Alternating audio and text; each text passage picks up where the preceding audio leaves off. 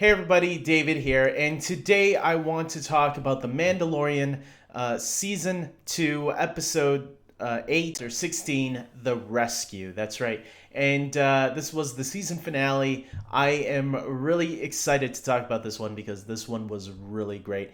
I'm not going to say it's my favorite episode of the series, but it definitely is up there, which is tough because I feel like I keep saying that about a lot of the episodes this season. I think my favorite episode overall is the Ahsoka Tano episode, but this one is definitely up there as one of the top three, if you want to put it somewhere up there for me. So let's get right into this. So this episode was directed by Peyton Reed. I did not know what to expect, except I knew that it was going to be Mando going to kick some ass. Some predictions came true. Some definitely came true. Some I maybe wasn't expecting the way it played out, but I loved every minute of it. And so we get Mando and Cara Dune kicking some ass on one of the Imperial ships, right? I think it was Slave One. And they see Dr. Pershing. They talk to him a little bit, asking him if the kid's all right or something, and he says yes, and that he's with Moff Gideon, confirms exactly where they know they need to go. So then they go to this planet where Bo-Katan is at, and Bo-Katan has a little, she's standing her ground a little bit. She doesn't know if she wants to do help Mando bounty hunt. But when Mando tells her, hey, look, this is about the kid, and Moff Gideon is there, and he has the dark saber, that's when Bo-Katan is like, okay, let's go. Although there is a little bit of shoving going on with Sasha Banks and Boba Fett. They go into it a little bit. I like that they called him out of being a clone of Jango Fett. They recognize his voice and say, "Yeah, you're not a Mandalorian. You're a clone." So and that triggers Boba Fett a little bit, and a little fight happens. I like that. I like seeing that a little bit, showing that Boba, he has a temper. So don't get on his bad side. We're lucky that he's on the good side today. Who knows where he's gonna be next time? Um, and so Bo-Katan agrees going on this quest, and they fly off, right? And they have a plan. The plan is to make it look like Boba Fett's attacking them on his ship, and eventually they make it because they have that Imperial ship now.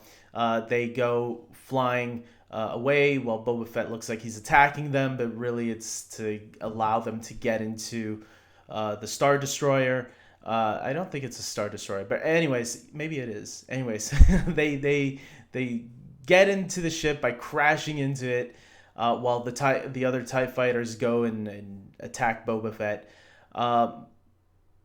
And that's where the real action begins. Okay, so we got the four women that are hanging out with Boba Fett. I mean, Mando. They're going out kicking some ass. A lot of people were pointing that out. How's the women kicking a lot of ass in that scene when they're in the Star Destroyer? And yeah, that was really badass seeing the four of them teaming up and kicking some ass all over the place.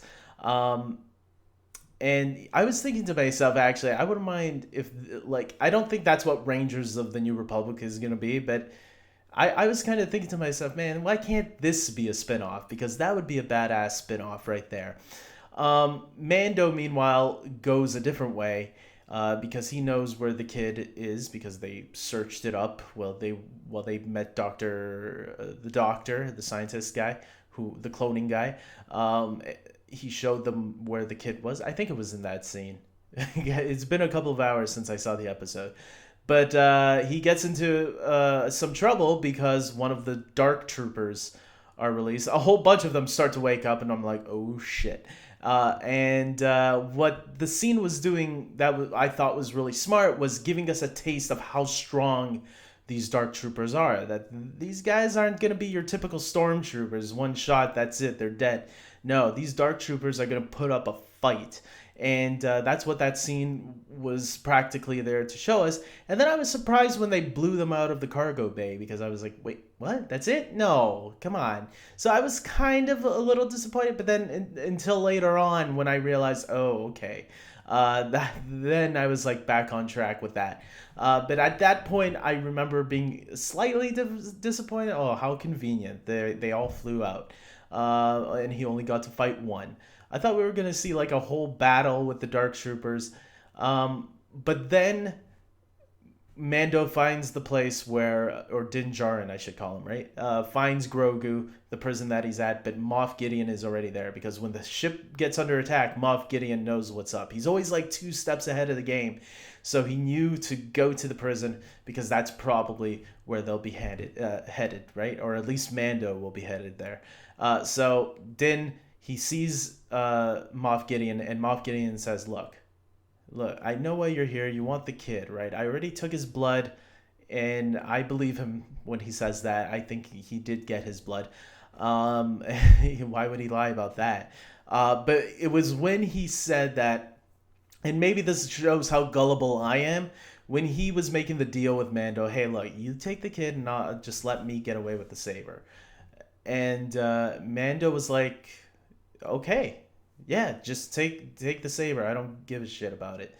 Even though he made that deal with Bo-Katan, he was like, okay, get out of here and let me take my kid. But then I thought Moff Gideon was going to live up to his word. And he could have gotten away, too. It's like, I think that was a stupid idiot move on his part, because he could have gotten away with the saber and if you're done with the kid, you're done with the kid, unless you want something more from the kid, or you just want to show how big you want to have a dick measuring contest with Mando, which is pretty stupid.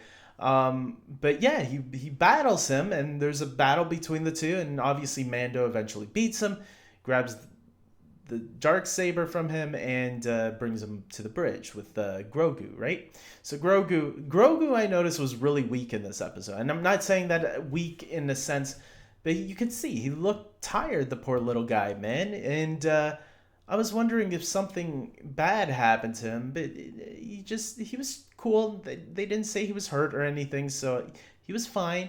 But the poor little guy looked really tired, man. And when they get to the bridge, okay, you think, okay, so what's gonna happen now? They just caught him? That was kind of... I was expecting a little bit more than that. But then all of a sudden, Moff Gideon has a couple more tricks up his sleeve, and the Dark Troopers have a flying mechanism, which I guess I should have said, oh yeah, that's right, they did fly in that one episode. So that they would be able to fly in space too, I guess. So they fly back, and more come. So it looks like there weren't just those couple that flew out. It looks like there was even a couple more that came.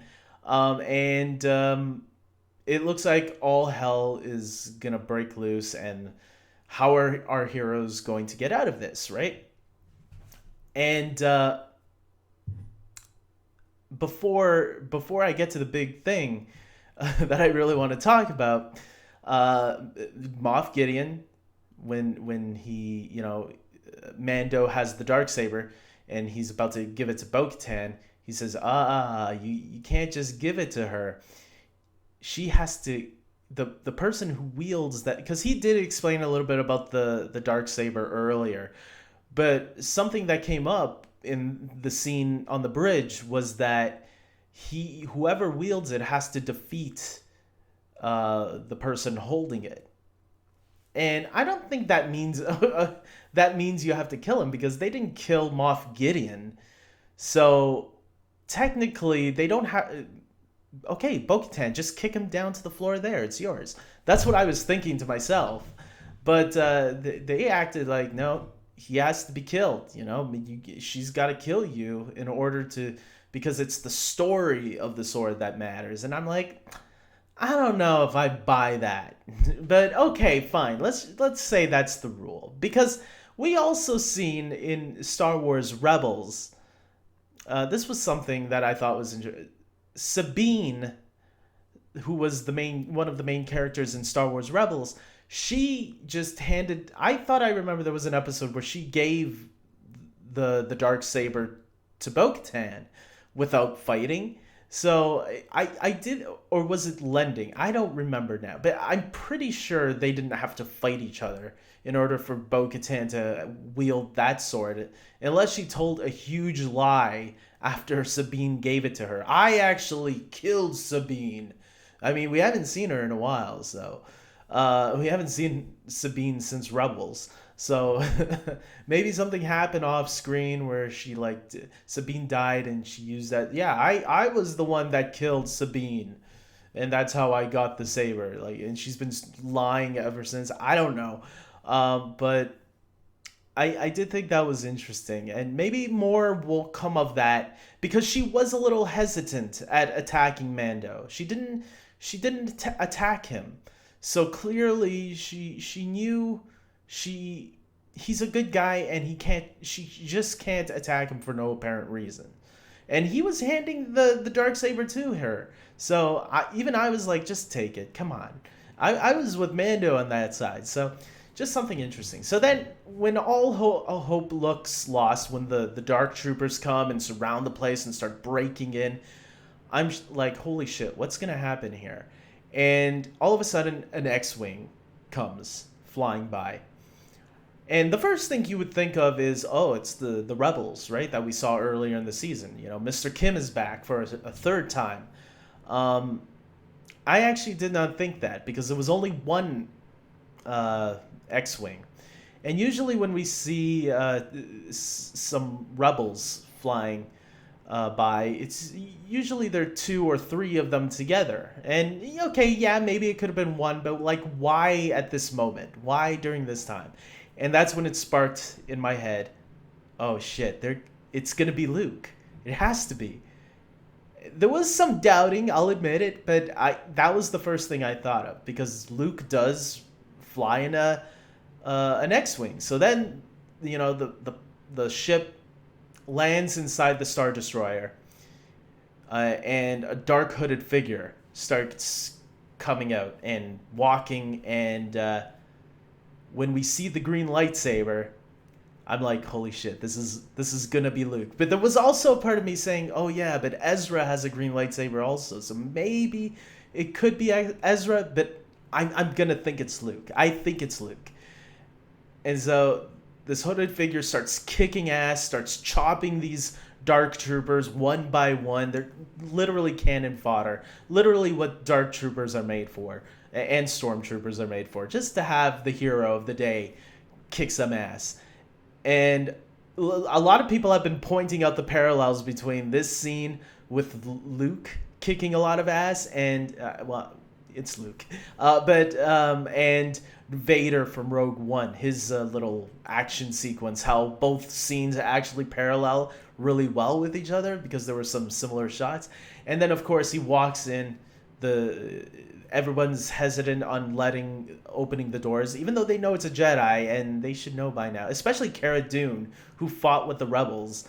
I'm sure you've heard of Luke Skywalker. Maybe she didn't. Maybe she left before the Battle of Yavin. I don't remember now.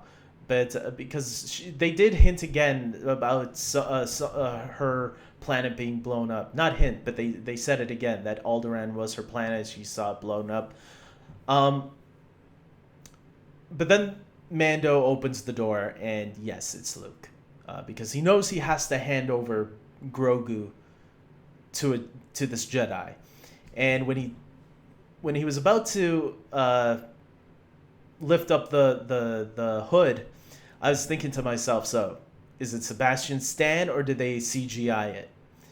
And he takes off the hood, and it turns out they de-aged Mark Hamill. Yes, and Mark Hamill is in the credits, so I was actually unsure if it was really him or not, because the voice at first didn't really sound like it to me. But then I saw the end credits, and I'm like, oh no, it is Mark Hamill. They actually got him to do the voice and allowed them to use his face, his facial features. So I was like, holy shit, man. Luke Skywalker, we just saw him kicking ass, and now he's here in the flesh, kind of. I'm pretty sure they used the body double because Mark Hamill doesn't look that fit. Not body shaming Mark Hamill. I'm just saying He's a little shorter nowadays and a little pudgier, uh, but not. Don't worry, you know what I'm saying. He's not in a skinny type shape that Luke used to be in back in Return of the Jedi. This looked like a Return of the Jedi body build. It looked like a younger person was doing the body movements while Mark Hamill's face was put on this person, and obviously Mark Hamill dubbed his voice as well. And at first, Mando doesn't know if he wants to let go of Grogu, and Grogu doesn't know if he wants to leave Mando. But man, I'll admit I didn't cry, but the moist was starting. The moist was starting to hit my eyes, and Mando takes off the helmet for the first time in front of everybody that's there. He took the helmet off last week, but this time he was like, you know what? I don't give a shit. I'm showing this kid my face because this could be the last time, and I want him to know who I am. So he didn't say that, but that's the impression I got from this scene. And so he takes it off, and he's in tears, and man, it was a nice, sweet scene. I'm gonna say that. And so baby Grogu decides to go with Luke. A nice little touch was R2D2 was there too. I thought that was a nice touch, considering the fact that R2 always hung out with Luke in the original trilogy, so it made sense that R2 would be with him. And then obviously Grogu goes with Luke and R2, and they left it like that almost, because the screen goes to black and goes to credits. And I'm gonna be honest, at first I was thinking to myself, oh, that was a good episode, man. That was awesome. And then I left the screen. I was about to get out of Disney Plus, but then I thought to myself, wait a minute. They always have concept art at the end of every episode. Why didn't they have concept art? And then the light bulb flashed in my head, and I had to click it out. And I had to go back in and said, let's go past the credits. And I was right. My instincts served me well, because we got an end credit sequence showing that what could be coming next season, or is this a special that they're cooking up? There were rumors that Boba Fett might be getting his own series. We see Boba Fett and Fennec Shand in Jabba's palace, where we see that that character that served Jabba the Hutt in Return of the Jedi. I don't know the character's name because I'm not that hardcore of a Star Wars fan, but I recognized the character. He was a little fatter than he used to be. Not Jabba the Hutt fat, but he was a little bigger. And Boba kills him. Get out of this throne because it's mine now. And then all of a sudden, the Book of Boba coming December or Christmas 2021, which is when The Mandalorian Season 3 was supposed to come, or at least that's what Kathleen Kennedy said during the Disney investors presentation. So does this mean that the Book of Boba is going to be the Season 3 storyline, or is it going to be a special and then Season 3 will come right after, or maybe both of them simultaneously will happen? Who knows? I think this is really cool, and I'm looking forward to seeing what they do more with Boba Fett, because he was badass, specifically in his first debuted episode this season. Not the first one, the 3 episodes ago, when he got his suit back and all that. That was a badass entrance, man, to come back to, and he was great in this episode too. Even though he didn't take off his helmet this time, it was still cool seeing him, knowing he was there. So I'm looking forward to seeing more Boba Fett. Someone found a 2-year-old video that I did of me saying how lame Boba Fett was, and believe me, I take that back now. Boba Fett is badass now in my eyes, and I can't wait to see more of him and Fennec. I know Fennec is going to appear in the Bad Batch, and Ming-Na Wen confirmed that she's going to be doing her voice in the Bad Batch series, so that's going to be really cool. Back to Luke Skywalker. I think this will be the last time we see Luke. I don't think he'll be back on this show. If he does, it will be, again, for a little quick scene, because you could tell when they had that scene with Luke that he looked very CGI-ish. I mean, that technology I knew was going to be tough on a TV, budget. Even though this series has a bigger budget than most shows do, you can tell. Um, it was something that I didn't think that even they could like sustain for a full episode. So if it's something like this where it's like a few minutes, like 2 3 minutes, then sure, I can see them doing something like this again. But I don't think it's going to be necessary. And I look, they made it seem like Grogu is going to be leaving and that's it, and that could be the case. And I did say last week that last week's episode, I wonder if it was like a test to see how the audience will react if Grogu wasn't in an episode. And for me, I thought it was great. I just don't think the casual audiences who are enjoying the show will think it's great. I think people want this Baby Yoda back. Most people, I think they're used to the idea of this bond between Mando and this kid has grown onto people, and people want to see more of that relationship develop. I think they are going to bring Grogu back, but I think they're going to bring him back with some new features. I think he's going to have some skills next time we see him that are going to be useful to the Mandalorian that he's going to need. Um, and will he talk? I think they won't have. I don't think they'll have Grogu speak right away, but I think we'll also learn because there's still some information that we still don't know about Grogu, like who saved him from the Jedi Temple and why. What did his memory go dark since then? So there's still some mystery with him that we don't know about. This could be their way of setting that up. I don't think it will be Luke that will bring Grogu back to Mando, though. I think it's going to be R2D2 and C3PO. I think C3PO will join R2 next time. I think we can even get a little episode because, Anthony Daniels recently said he wants to appear on The Mandalorian, and I think they'll give him that opportunity because someone will have to bring Grogu back to Mando. And I think it's going to be those two. I think R2 and 3PO are going to be the two to bring Grogu back to him. So that's my theory of what's going to happen next season. I think if it's not in the first episode, it will definitely be in the second episode. They're not going to wait too long to bring Grogu back. They're going to make people think he's gone right now. But I'm pretty sure, pretty confident that he's coming back. So... and they're going to figure out more what to do with him. Now that this storyline is done, it's time to create a new storyline. Okay, this mission is done. Now there's going to be a reason for Grogu to hang out with Mando more. Because maybe Mando, or maybe Grogu realizes he wants to be with his father, Maybe Luke's going to realize, yeah, he is too old, and he's too attached to you that... he can't concentrate. He can't, or maybe something will happen to Mando where Grogu will sense it. And just like Luke, when he sensed that Han and Leia were in trouble on Bespin, Cloud City, in Empire Strikes Back, Grogu is going to realize he wants to go back and save his father, because he looks at Mando like a father.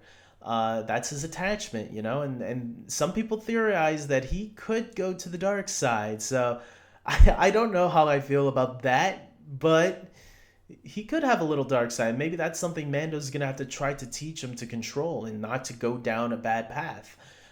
So anything is possible. I'm looking forward to season 3 for sure. I thought season 2 was definitely a step up from season 1, and I love season 1 too, but season 2 to me was almost perfect all around. There was the Frog Lady episode that was a little bit of a downer, but even that episode was really enjoyable. So I'm not going to kick it down. And it was directed by Peyton Reed also, who directed this episode. This just shows me it's not the director that's the problem. Sometimes it's just the story they want to tell. Sometimes they want to tell a smaller story, and sometimes you have to judge those smaller stories on their own. And so with that being said, guys, I hope you comment below and tell me your thoughts on the season finale of season 2 finale of The Mandalorian, and your thoughts on the season overall. Did you like Luke? Did you want to see another Jedi? What do you hope will happen next season? Tell me, do you think they should go on without Grogu, or do you think they should keep Grogu with Mando? Let me know in the comment section below, and like this video. Please subscribe to my channel if you haven't already. And until next time, everybody, take care.